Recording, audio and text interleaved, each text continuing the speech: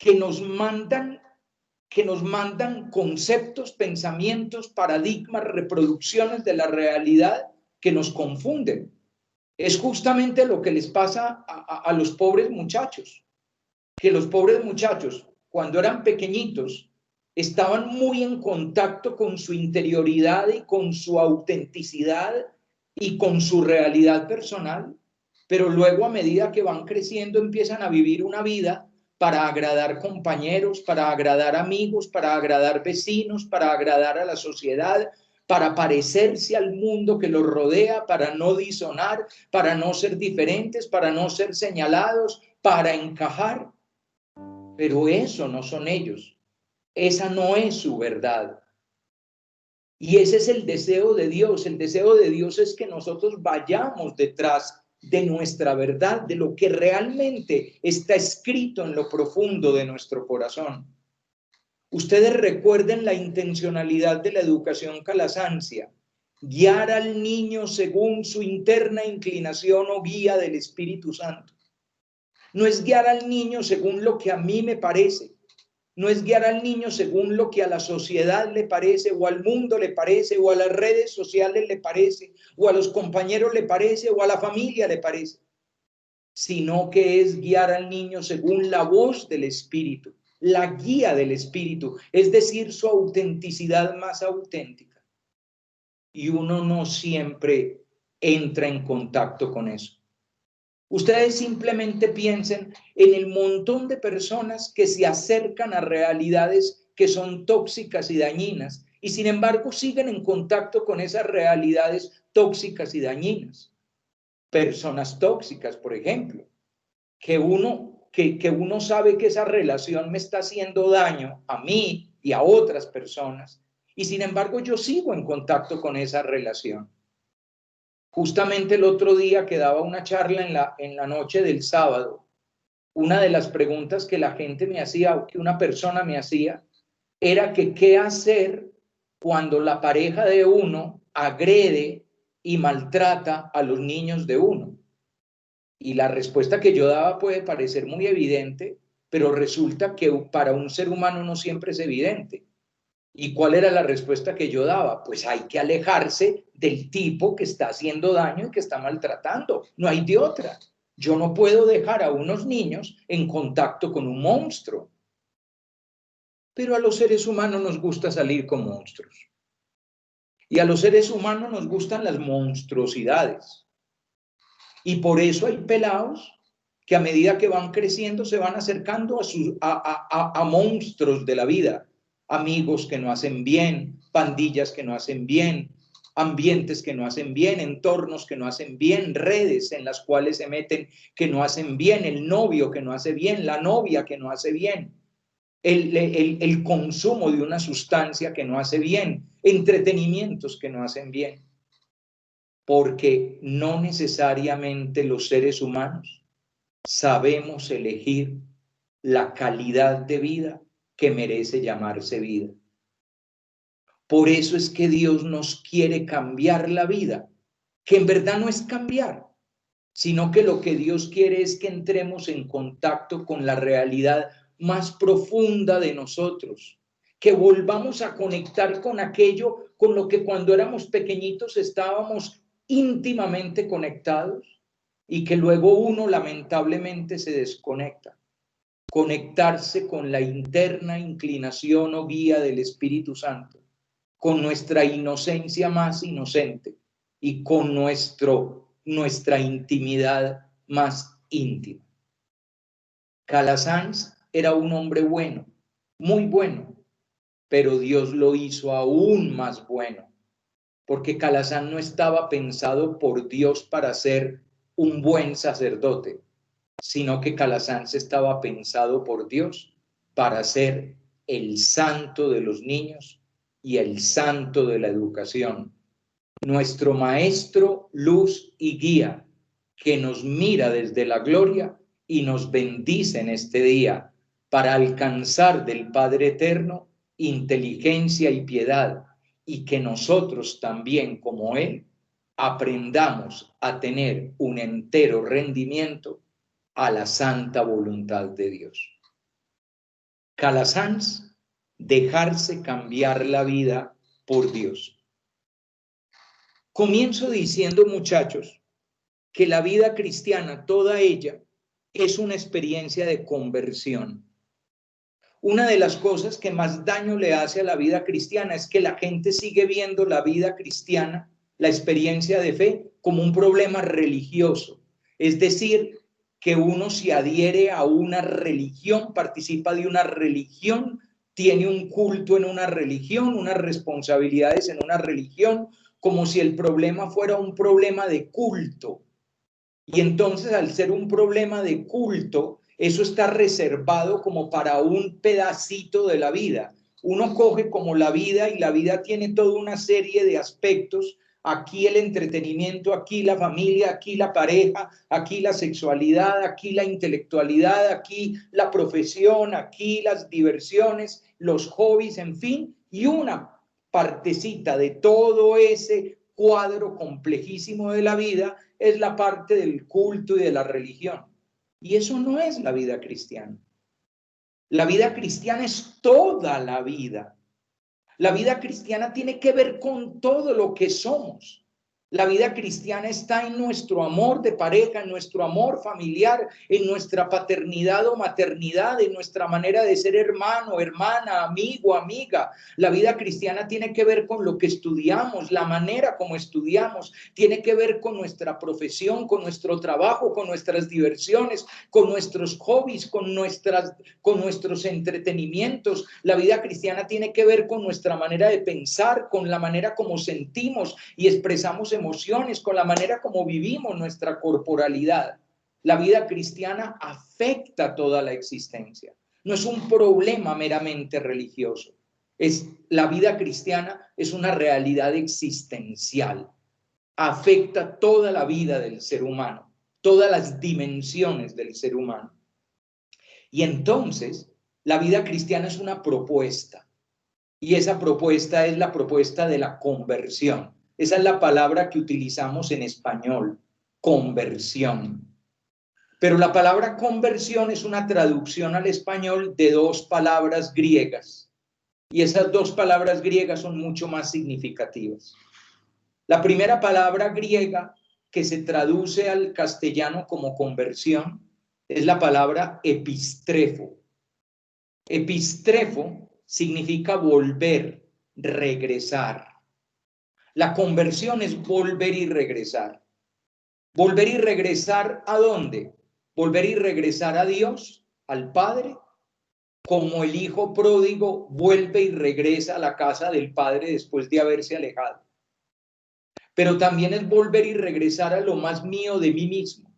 Es volver y regresar a mi identidad. Es volver y regresar a lo más auténtico de mí.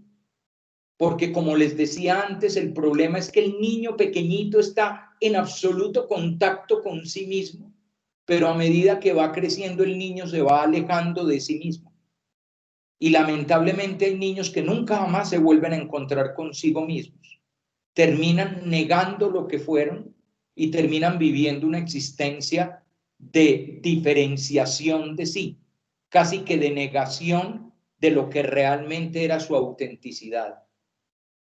En el memorial al cardenal Tonti, San José de Calasanz habla de que una de las realidades que hace la escuela pía es mantener a los niños todos los días en la inocencia bautismal.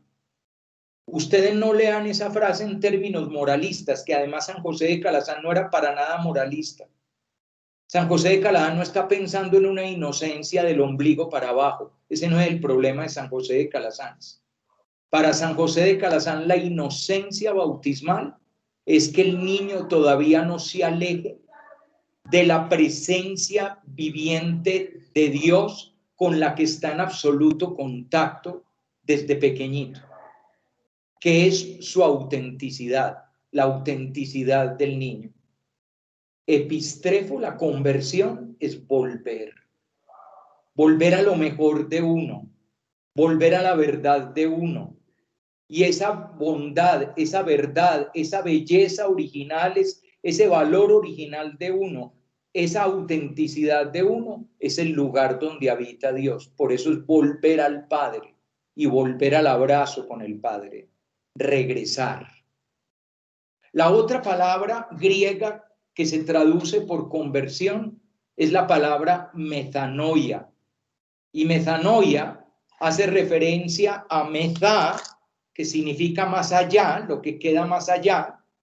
La meta, de ahí viene la palabra española meta, es decir, lo que queda más allá. Metá, nous. Nous es entendimiento, el pensamiento. Metanús, metanoia, significa ir más allá de nuestro entendimiento. Ir más allá de nuestro entendimiento para tener el entendimiento de Dios.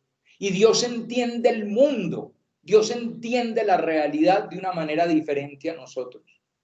Dios entiende la alegría, la felicidad, el gozo. Dios entiende la esperanza. Dios entiende el dolor, el sufrimiento, la pena, la muerte. Dios entiende el amor de una manera diferente a como lo entendemos nosotros. Y por lo tanto es aprender a pensar Diosmente. Y no es únicamente un pensar intelectual, sino que es un pensar que entra en contacto con nuestros sentimientos, con nuestras emociones, con nuestro ser. Por lo tanto, ese cambio de manera de pensar es un cambio de existencia. Si tú ves el mundo distinto y lo piensas distinto, empiezas a vivir distinto. Justamente eso es lo que le va a pasar a Calasanz. Calasanz va a cambiar por completo su manera de ver el mundo y nos va a invitar, recuerden esa invitación del comienzo de hoy de la charla, vente a vivir conmigo para que yo te pueda compartir mi espíritu. Lo que va a intentar Calasanz es que nosotros aprendamos a ver el mundo de otra manera, así como él aprendió a verlo de otra manera. Y cuando lo vio de otra manera, cambió por completo. Dios le transformó la vida.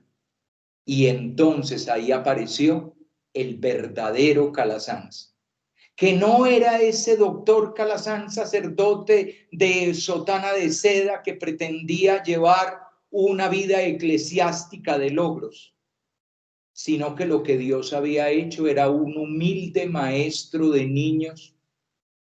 Y ese humilde maestro de niños tenía la misión de gastarse y agotarse para llevar a los niños por el camino angosto que lleva al cielo, que una vez conocido se vuelve fácil y seguro.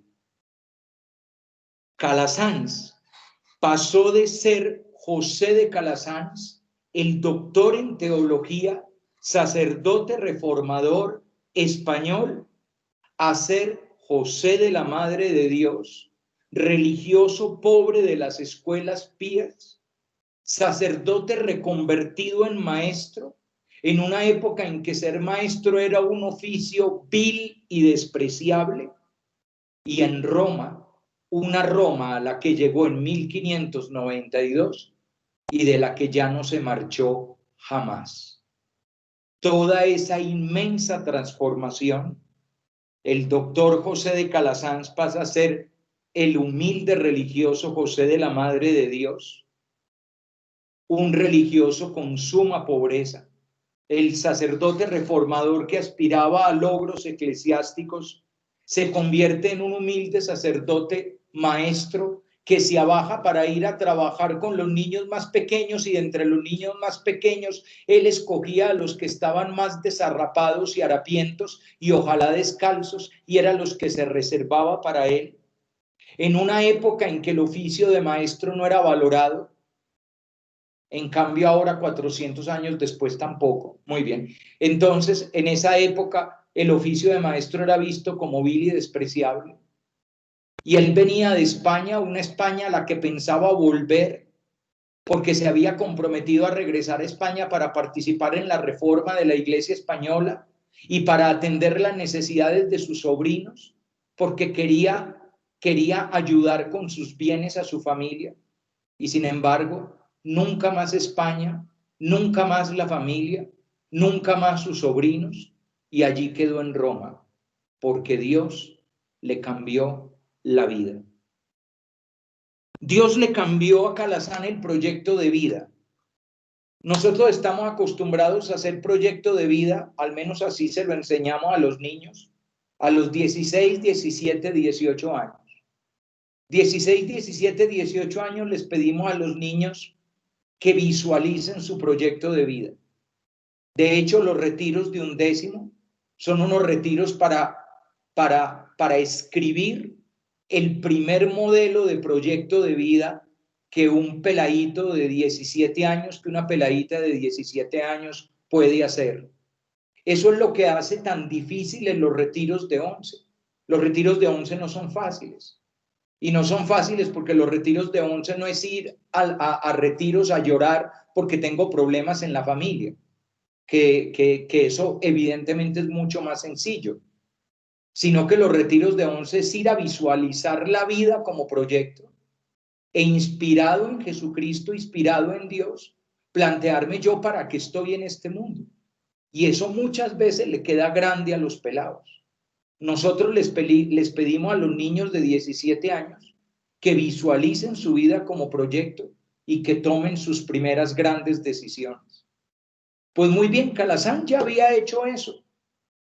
Calazán hizo la primaria, va a lo que llamaríamos hoy la secundaria, a Estadilla, un pueblito un poquito más grande que Peralta, en las cercanías de Peralta. Y luego Calazán va a tener una educación exquisita. Va a ir a la universidad en Lérida, después va a ir en Valencia y va a terminar en Alcalá de Henares. Para la época, San José de Calazán va a tener una educación muy superior al promedio, pero muy, muy superior. Era un hombre muy culto y además algo muy interesante de Calazán. Todo eso lo estudió como laico. Calazán no fue el muchacho que a los 12, 13 o 14 años ingresó a un seminario y vio la vida a través del pequeño visor de la vida eclesiástica, sino que Calazán fue a la Universidad de Lérida, luego a Valencia, luego a Alcalá de Henares, fue como un seglar, como un laico. Y allí tuvo contacto con una exquisita formación intelectual. Y solamente después de todo ese proceso, en un trance de enfermedad, se comprometió a ser sacerdote y no eligió ser sacerdote porque le tocó, ni porque así se lo pidió su vida familiar. De hecho, les doy un dato. Para cuando San José de Calazán toma la decisión de ser sacerdote, ya había muerto el hermano mayor de él. Por lo tanto, en verdad, si él fuera a cumplir lo que se obligaba para la época como compromiso familiar, él debería haber asumido el lugar de su hermano Pedro, y por lo tanto encargarse de la herencia familiar y de la empresa familiar. Y sin embargo, San José de Calazán decide ser sacerdote. Un sacerdote muy culto y un sacerdote muy bien preparado, que se va a entregar muy generosamente en los pueblitos del norte de España, de la Seu d'Urgell. Eso es, hoy en día es Cataluña, en límites se me olvidó, con Andorra, ya me llegó, con el Principado de Andorra. Entonces, en todos esos pueblitos, nada grande, él no está en catedrales ni en basílicas, no es un hombre de grandezas ni de soberbia. En todos esos pueblitos él va a llevar una gran labor pastoral. Y lo van a valorar tanto los obispos, que son los obispos los que le van a recomendar que estudie el doctorado en teología y que vaya a Roma para representarlos a ellos, para representar a su diócesis en Roma y llevar allí los negocios y los trámites de su diócesis, y que de paso aspire a un beneficio eclesiástico para que cuando regrese a España tenga mucha mayor capacidad de influencia, haya empezado un camino en el clero, de tal manera que ojalá llegue a obispo y de esa forma se comprometa con toda la transformación de la iglesia en España. Y de paso va a tener unos bienes materiales que le van a permitir ayudar a su familia, sobre todo porque 4 hermanos de él han muerto y han dejado unos sobrinos desprotegidos. Y entonces, pues José de Calazán quiere atender económicamente a esos sobrinos. Ese es el plan humano. Les acabo de contar el proyecto humano, es decir, lo que piensa el ser humano José de Calazán. Una persona culta, muy intelectual, que ha hecho un proyecto de vida, llega en 1592 a Roma, tiene 35 años y en ese momento, con sus 35 años, tiene la vida decidida, que es lo normal. ¿Quién no tiene la vida decidida a los 35 años? Aún hoy, cuando la gente se casa tan tarde, a los 35 años, uno ya tiene estudios, profesión, trabajo, semanas cotizadas, muy posiblemente una vida afectiva decidida, a lo mejor uno ya es padre o madre. Él llega a los 35 años, en 1592 a Roma, con la vida decidida y con un plan. Y Dios le va a cambiar la vida en 3 momentos de la vida. A los 40 años, a los 60 años y a los 89 años. Y cada uno de esos cambios va a poner a José de Calazán más cerca de su más auténtica autenticidad y más íntimamente unido a la santidad para la que Dios lo pensó. Dios te pensó a ti para que seas santo, para que seas santa, lo cual no significa ni que hagas milagros ni que te estés metido en un nicho con una vela prendida. La santidad significa que Dios te pensó a ti para que vivas la vida con pensamientos, sentimientos, actitudes, cualidades de Dios, porque eso es lo que hace a un ser humano pleno, eterno y feliz. Nosotros vivimos la vida espiritual al revés de como debe ser. Cuando digo nosotros, entiéndanme muchachos, no me refiero a ustedes, me refiero a un nosotros retórico, a un nosotros majestático. Los seres humanos solemos vivir la vida espiritual al revés. ¿A qué me refiero yo con al revés? Queremos subir hacia Dios, queremos que Dios nos escuche, las súplicas, las peticiones, los gritos que le damos, y queremos que Dios haga lo que nosotros queremos. Queremos que Dios nos complazca y que Dios haga nuestra voluntad. Y entonces por eso le decimos, Señor, haznos esto, y le damos órdenes. Y resulta que la vida espiritual es al revés. Calazán nos enseña el sentido real de la vida espiritual. Y el sentido real es el siguiente: no hay que subir a Dios. Dios quiere bajar a nuestra vida y por lo tanto a Dios hay que recibirlo, acogerlo, porque Dios quiere bajar a nosotros, Dios quiere bajar a nuestro corazón. Dios no está esperando en lo alto a que nosotros ascendamos, a que nosotros subamos, sino que Dios lo que quiere es ser recibido, acogido por nosotros en nuestro corazón, en nuestra casa. ¿Cuál es el problema? Que para poder recibirlo y acogerlo lo tenemos que ver, porque si no lo vemos, no tenemos a quién acoger. Dios puede pasar a nuestro lado y si no lo vemos, pasa de largo, porque no le hemos salido al encuentro. Recuerden eso que nos decía San José de Calazán de Dios, que es como el espíritu, que va y viene, no se sabe de dónde viene, a dónde va, y si no se está atento puede pasar sin dar fruto. Por lo tanto, hay que estar atento con los ojos limpios para ver venir a Dios y al verlo venir, recibirlo y acogerlo, porque Dios desciende a nosotros. De hecho, ¿qué es Jesucristo? Jesucristo es el verbo, la palabra, que se hace hombre y habita en medio de nosotros. Por lo tanto, es Dios que desciende, que baja y que entra quiere entrar en nuestras vidas, pero necesita ser recibido, necesita ser acogido. Lo otro que nos enseña Calasanz es que hay que escuchar a Dios, no tanto que Él nos escuche a nosotros, sino que hay que escucharlo a Él, porque Dios está hablando. Dios tiene una gran capacidad de comunicación, porque Dios es amor, y el amor es una profunda comunicación. De hecho, el amor es comunicación. ¿Qué es lo que mata al amor, muchachos? Al amor lo mata el silencio, la incomunicación.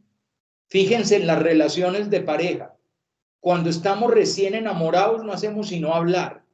Y cuando después de X años de matrimonio el amor se ha enfriado, lo que hay es un montón de silencio. Y ese silencio termina generando un muro, una pared que separa a las personas. Y al final, por desgracia, las termina separando para siempre.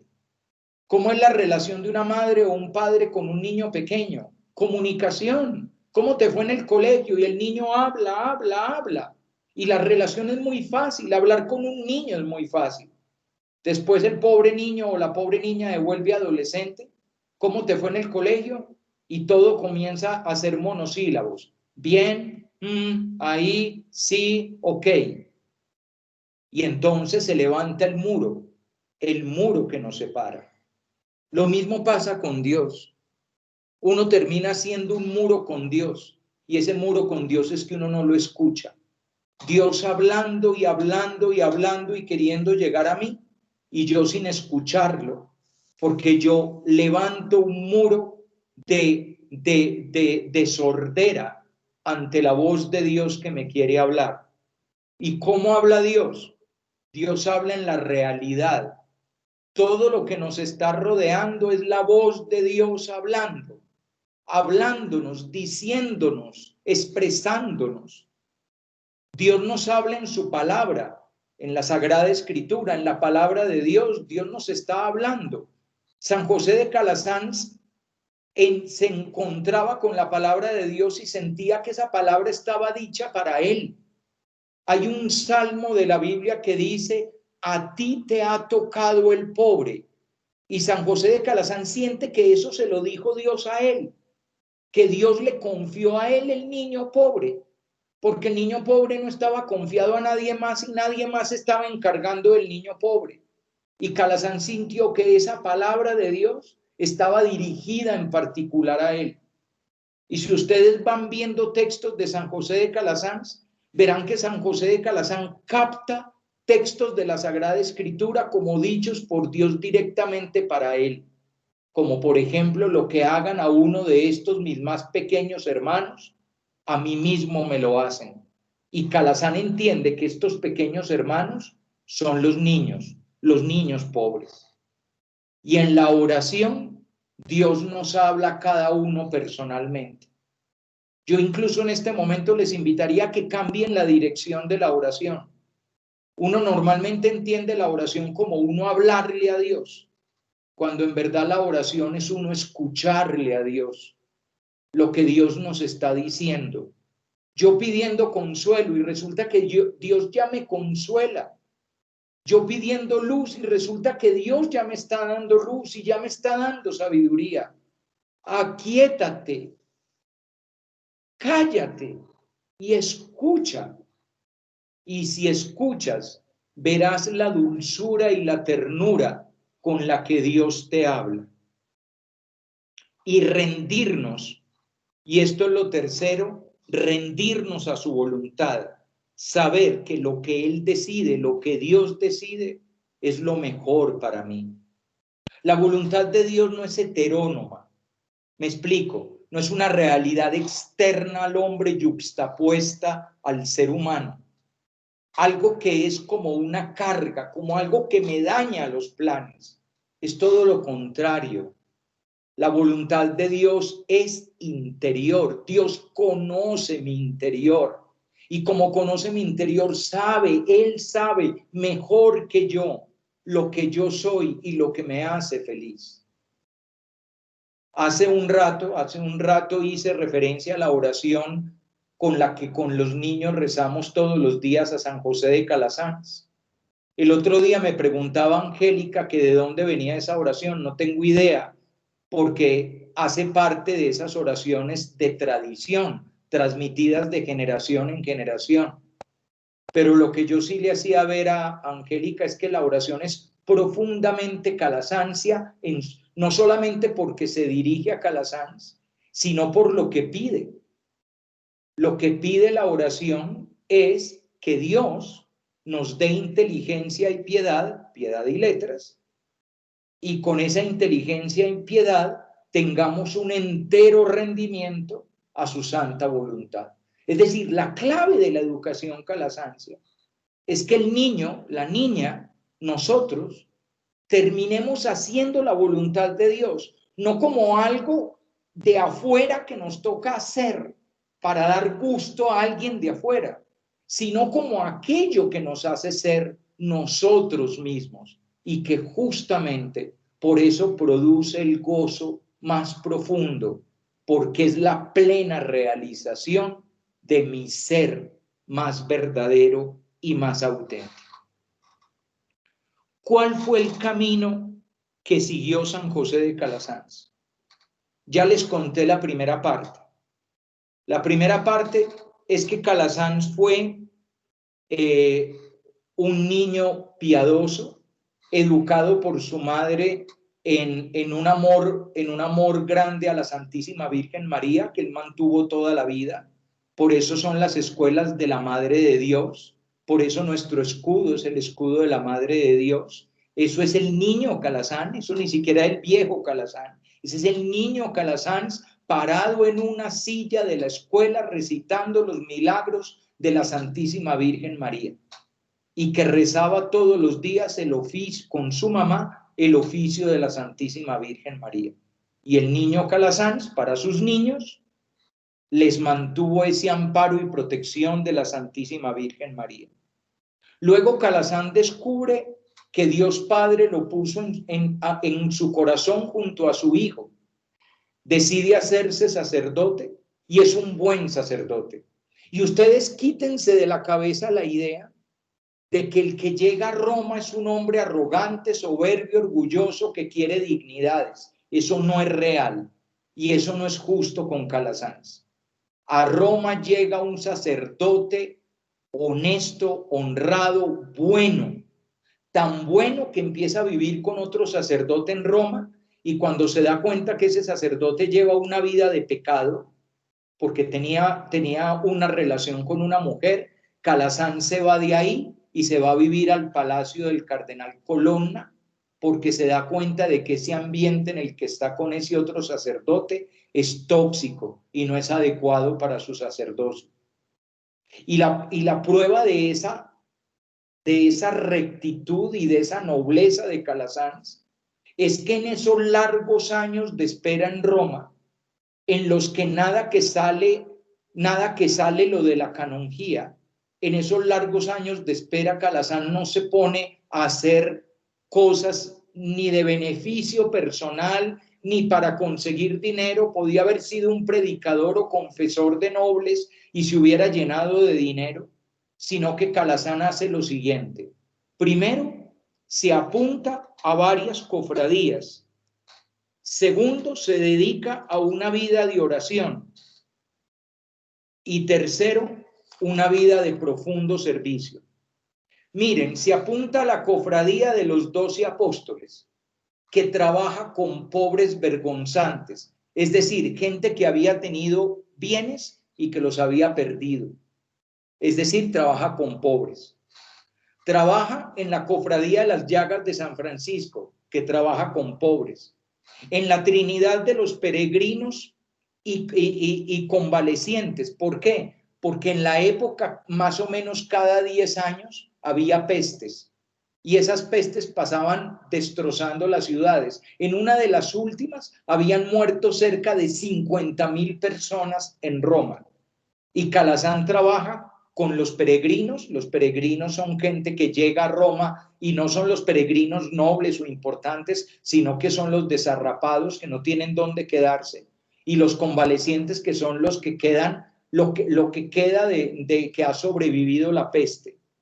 Con Nuestra Señora del Sufragio, otra cofradía que ustedes ya se imaginarán, Nuestra Señora del Sufragio trabaja con todo el problema de los que han fallecido y por lo tanto en la época sería los que manejan el duelo, con la cofradía de la doctrina cristiana que va a los barrios populares, a los barrios marginales para enseñar la catequesis a los niños, y en el oratorio de Santa Teresa, donde San José de Calasanz se va a contagiar de la espiritualidad carmelitana. Así que San José de Calasanz va a llevar una vida de un gran contacto con la realidad de marginación, de sufrimiento y de dolor de Roma. Y lo va a hacer en un ambiente de oración, porque además va a tener dirección espiritual con los carmelitas de la Scala. Por lo tanto, va a llevar una profunda vida de oración, va a ir sobre todo al santuario de Santa María del Monte y va a recorrer las basílicas de Roma haciendo oración, cofradías, oración y servicio, porque además en la Roma pospeste y después en la Roma de la inundación, va a haber una inundación en el año 1600, Calasanz junto con Camilo de Lelis se va a dedicar al servicio de los pobres, vulnerables y marginados. En una época en que hay un ambiente de eclosión de santidad, de santidad en Roma, Camilo de Lelis, San Camilo de Lelis, San Roberto Belarmino, San Juan Bautista de la Concepción, San Carlos Borromeo, que está en Florencia, pero de todas maneras los ecos de San Carlos Borromeo llegan a Roma. Y Calasanz está rodeado de todo ese ambiente positivo. A él le va a tocar, eso va a venir después, le va a tocar la canonización de Santa Teresa, San Francisco Javier y San Isidro. Y evidentemente todo eso lo va a ir marcando a él. Ese es el ambiente en el que se va a mover José de Calasanz. No es un sacerdote ambicioso ni codicioso, no aspira a grandezas.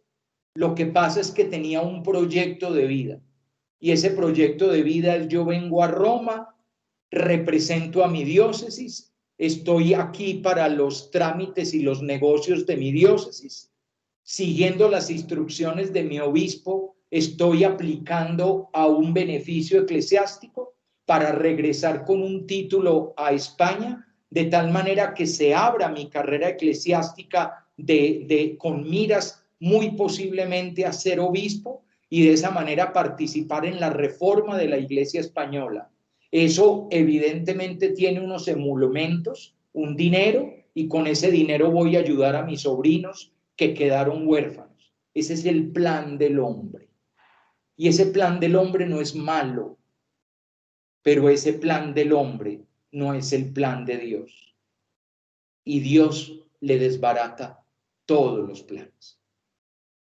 1592, 1593, 1594, 1595, 1596, 1597. 7 largos años y nada funciona y nada sale.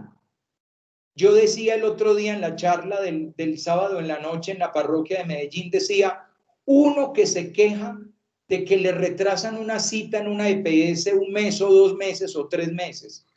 Y a Calasanz 7 años y nada funciona, a pesar de su formación, de su cultura, de su título de doctor, de que tiene las recomendaciones del cardenal Colonna y de sus obispos y de la Embajada de España, en una época en que los países más importantes y más influyentes del mundo eran España y Francia.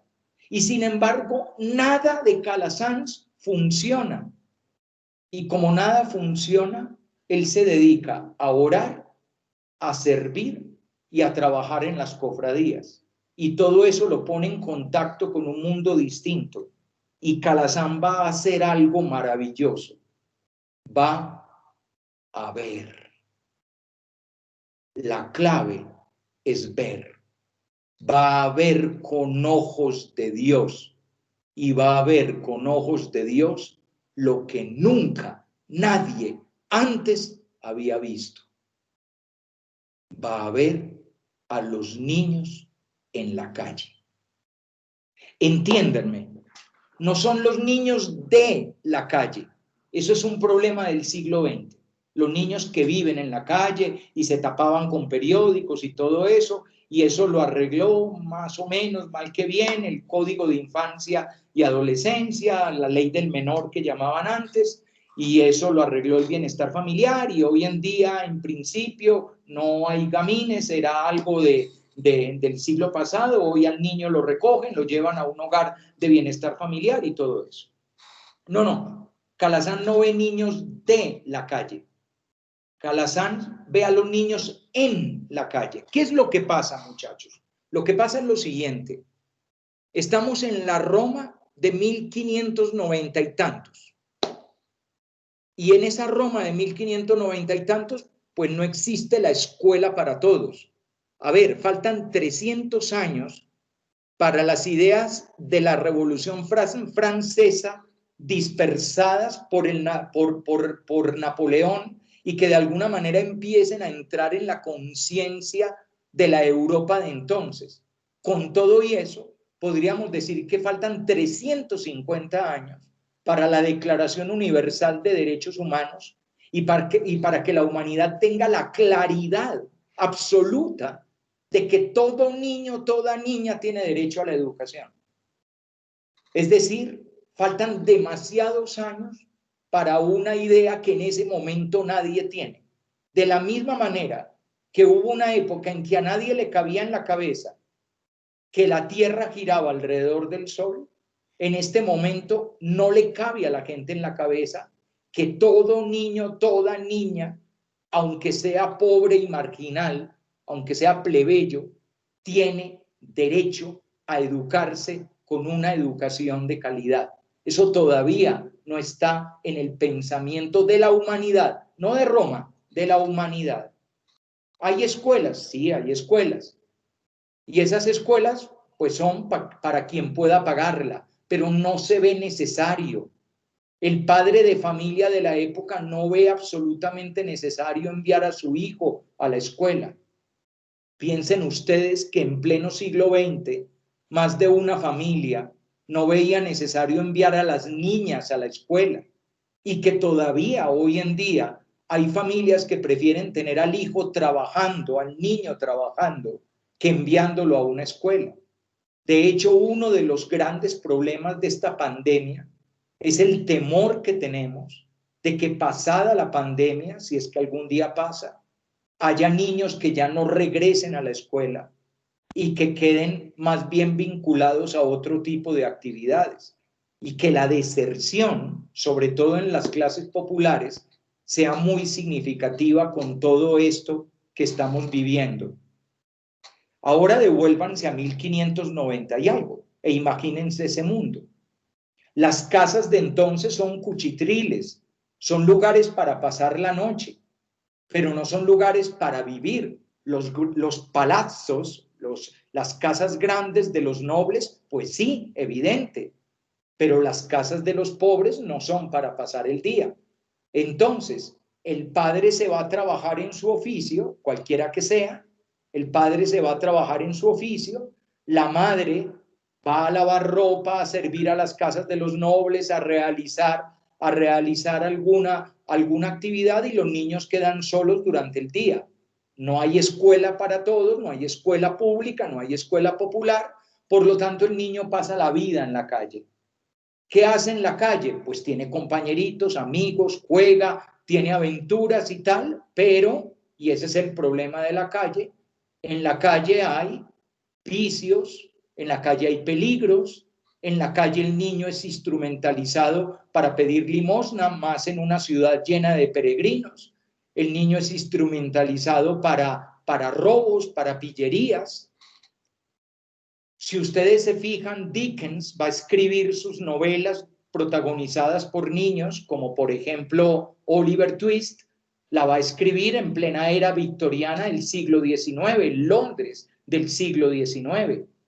Y esos niños de Dickens Son niños pilluelos en las calles de Roma, utilizados por algún desgraciado para que los niños roben, para que los niños sean los que o pidan limosna o cojan lo que no les conviene y tienen que írselo a entregar a ese proxeneta, a ese jefe de delincuentes que termina manipulando a los niños. Y estamos hablando del siglo XIX. Ahora imagínense 1590 y tantos. Y evidentemente, maltrato, abuso, lo que aprende el niño en la calle es lo que le destroza la vida, lo que le daña la vida. Calasanz se encuentra con niños a quienes la calle los está destrozando. Y los está destrozando con dos realidades. Por un lado, los está hundiendo en la ignorancia y en la mejor tradición filosófica. El problema del ser humano es la ignorancia. Cuando el ser humano es ignorante, se comporta mal, hace mal, realiza mal las cosas. Pero por otro lado, como Calasanz es cristiano, es religioso, es sacerdote, se da cuenta que el otro problema del niño es el pecado. Y que ahí en las calles el niño se está inclinando a una vida de vicios y se está inclinando a una vida en la cual va dañando la imagen de Dios que lleva adentro de sí. Ignorancia y pecado. Y Calasanz va a ver al niño sufriendo por eso, y es el niño pobre. Pero el problema de Calasanz no es que el niño pobre sea pobre, que es una categoría sociológica, y que por lo tanto arreglamos la vida del niño pobre si deja de ser pobre. Entonces lo volvemos rico y ya dejó de tener problema. No, el problema del niño pobre no es que sea pobre. El problema del niño pobre es que la calle está destruyendo su humanidad, porque lo está hundiendo en la ignorancia y lo está hundiendo en el pecado. El niño noble tiene oportunidades. Y tiene oportunidades, ¿por qué? Porque casi seguro que tiene un maestro, una institutriz, un preceptor, es decir, lo están sacando de la ignorancia. Y casi seguro que tiene un director espiritual y que con su familia puede acceder a los recursos que le ofrece espiritualmente la iglesia. Pero el niño pobre no, el niño pobre está marginado de eso. A duras penas tiene la cofradía de la doctrina cristiana que va a enseñarles catecismo. Pero Calasanz se da cuenta que no basta con catecismo. El niño necesita algo más que le eleve su humanidad. Y es cuando descubre que lo que eleva la humanidad del niño es la educación. Calasanz no se va a inventar la escuela porque ya había escuelas, pero se va a inventar lo siguiente. Uno, la escuela gratuita. Es decir, que todos los niños tienen acceso a ella. Dos, la escuela de 6 a 15 años, con grados y con currículo. Y eso se lo va a inventar Calasanz. Calasanz se va a inventar la escuela de 6 a 15 años. Y de escuela de 6 a 15 años con un currículo creciente. A partir de los párvulos que comenzaban aprendiendo la señal de la cruz hasta las declinaciones latinas más elevadas que les abría a los niños la puerta del colegio jesuítico para estudiar lo que hoy llamaríamos la media vocacional, que era el trivium y el quadrivium, y de ahí poder pasar a la universidad. Y si el problema de los niños es la ignorancia, entonces Calasanz les va a dar las letras. Y si el problema de los niños es el pecado, Calasanz entonces les va a dar la piedad. ¿Y qué es lo que logramos con esto? Una de dos. Y eso aparece en el memorial al cardenal Tonti. De una vez les adelanto que el año entrante estaremos cumpliendo 400 años de que San José de Calasanz haya escrito el memorial al cardenal Tonti, que es donde él defiende la educación como el ministerio, el trabajo más digno de todos, de todos los trabajos que puedan existir. Nada más por ese escrito, Calasanz debería ser reconocido como el gran defensor de la educación, de la nobleza de la educación, de la belleza de la educación y de la dignidad de la educación. Pues muy bien, en el memorial al cardenal Tonti, Calazán plantea dos realidades con los niños y jóvenes. La primera, que la escuela, la educación que ofrece piedad y letras, conserva la inocencia del niño, su inocencia bautismal. Hay niños que nos llegan a nosotros, niños y niñas que nos llegan a nosotros, y nosotros con la educación que les ofrecemos preservamos, protegemos y conservamos la originalidad y la bondad esencial del niño. Pero hay otros casos en que el niño se ha torcido. Y entonces dice Calazán en el memorial al cardenal Tonti que lo bonito de la educación es que la educación endereza esas plantas jóvenes y tiernas que son fáciles de enderezar. No como después cuando se vuelven adultos, que a pesar de todos los recursos y de las pláticas y de los sacramentos, no endereza casi nunca el adulto, porque el adulto se vuelve duro y al volverse duro e inflexible, ya no se puede volver a enderezar. Nosotros en la educación con los niños y jóvenes hacemos una de las dos cosas. O los preservamos, conservamos y guardamos para que no pierdan su autenticidad, o los ayudamos a enderezar para que vuelvan a ser ellos mismos, para que vuelvan a su originalidad. Y eso le cambió la vida a Calasanz. Ver a los niños y ver esa realidad que ahí estaban, llevaban siglos en la calle, de una vez les digo, pero nadie los había visto. Ver a los niños, a Calazán le cambió la vida, porque dejó la canonjía, dejó la diócesis, dejó los obispos, dejó el palacio del cardenal Colonna, dejó su sotana, dejó su dinero porque se lo gastó todo, dejó sus sobrinos, dejó su patria, dejó su lengua y por completo se entregó a los niños. Y creía que ya había hecho todos los cambios. 1597 cambia de vida y se convierte en maestro. Pero en 1617 se da cuenta de que el problema de las escuelas es que los maestros se van, que los maestros no se quedan para siempre y que los niños quedan abandonados. ¿Quién está dispuesto a gastarse la vida entera, no 2 años ni 5 años, sino entera por los niños? Y entonces a los 60 años, Calazán funda la comunidad de los padres escolapios y se convierte en religioso haciendo votos de pobreza, castidad y obediencia, y un cuarto voto de dedicar la vida entera a la educación de los niños y jóvenes. Yo hice ese compromiso hace 40 años, en el año 1980. Tenía entonces 19 años. Calasanz lo hizo cuando tenía 60. A los 60 años, Dios le vuelve a cambiar la vida. Y cuando creía que todo estaba hecho, el 17 de marzo de 1646, Inocencio X, Papa, le destruye la obra.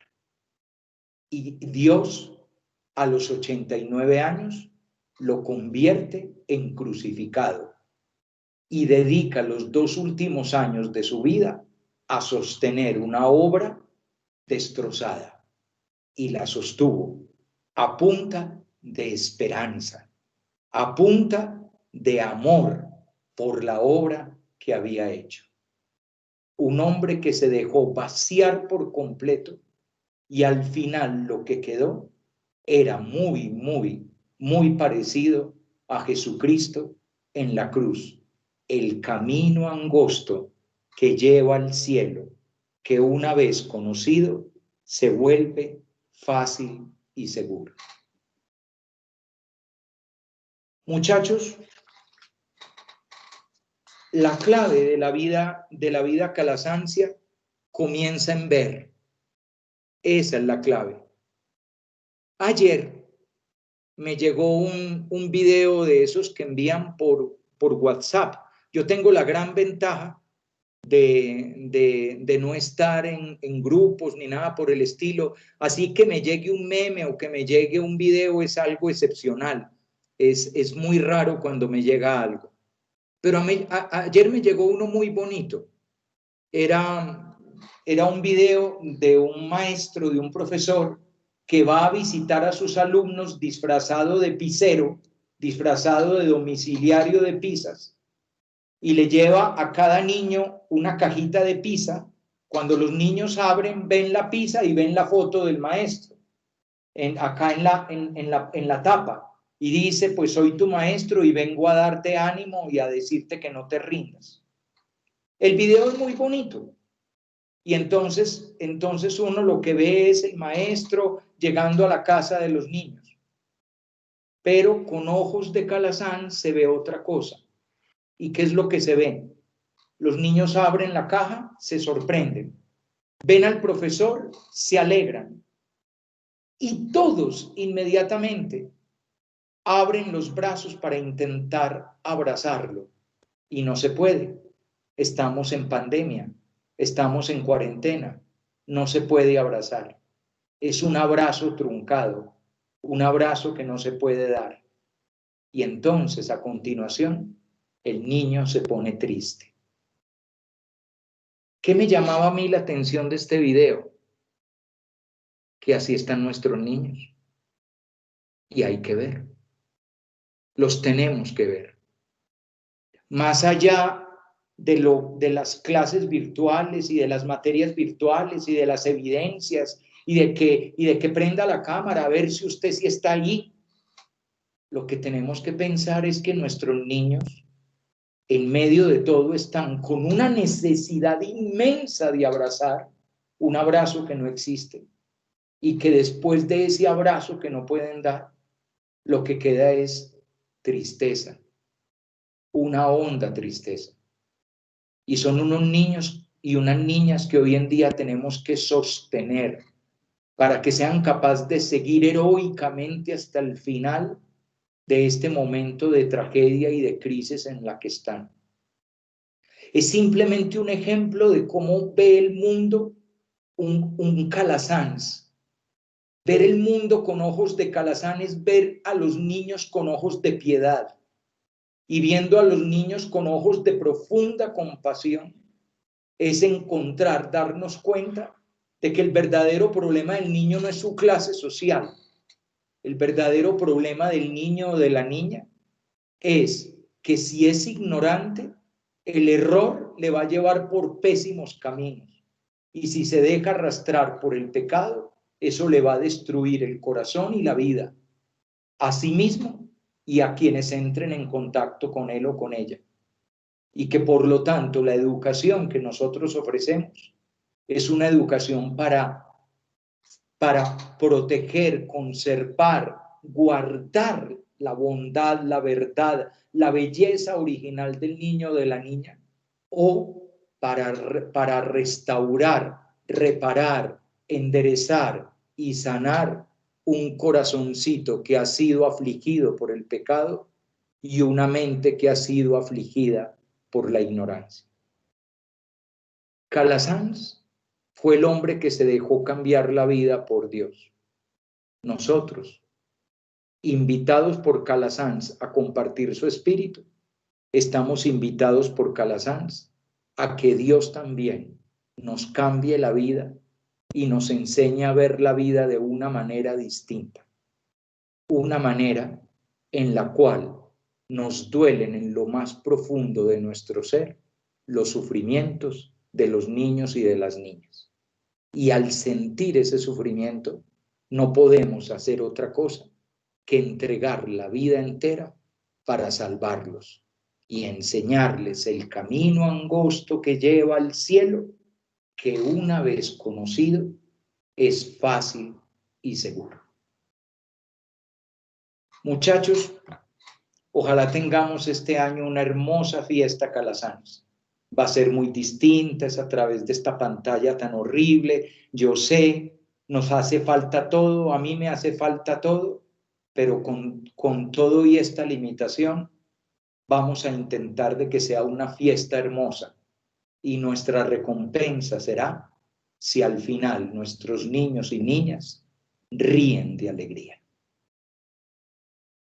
Muchas gracias.